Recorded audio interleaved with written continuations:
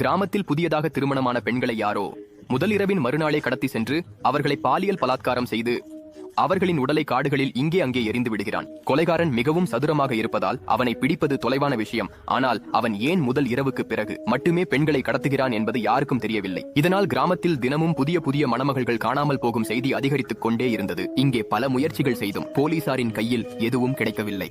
ஆகையால் இறுதியில் வேறு வழியின்றி போலீஸ் அதிகாரி தானே திருமணம் செய்து கொண்டு அந்த சைக்கிள் கொலைகாரனை காத்திருக்கிறார். ஆனால் பார்க்க வேண்டிய விஷயம், முடிவில் போலீஸ் அதிகாரி அவனை பிடிக்க முடிந்ததா அல்லது அவரது புதிய மணமகளின் நிலையும் அதே போலானதா என்பதே. எல்லாவற்றிற்கும் ஆரம்பம் சில நாட்களுக்கு முன்பு நடந்தது. ஜோடியின் திருமணம் நடந்தது. மணமகள் மாதவி சுஹாக் இரவு முடிந்து வெளியே வரும்போது எல்லோரும் அவளை கிண்டல் செய்ய ஆரம்பிக்கிறார்கள். ஆனால் அடுத்த நாளே அவளின் உடல் கிராமத்தின் வயலில் கிடைக்கிறது. அதை பார்த்து ஏடி மாதவியை கொல்லுவதற்கு முன்பு அவளுக்கு பாலியல் வன்முறை நடந்தது என்பதை புரிந்து கொள்கிறார். அதே நேரத்தில் ஒரு கால் தடத்தை பார்த்து அவர் கூறுகிறார், கொலையாளியின் உயரம் கண்டிப்பாக 6 அடி இருக்கும். அவளின் கணவர் கூறியபடி ஏடி மாதவியின் உடலை காவல் நிலையத்திற்கு கொண்டு செல்கிறார். ஆனால் அதே இரவில் கிராமத்தில் மற்றொரு மணமகளும் அதே போல இறக்கிறார்.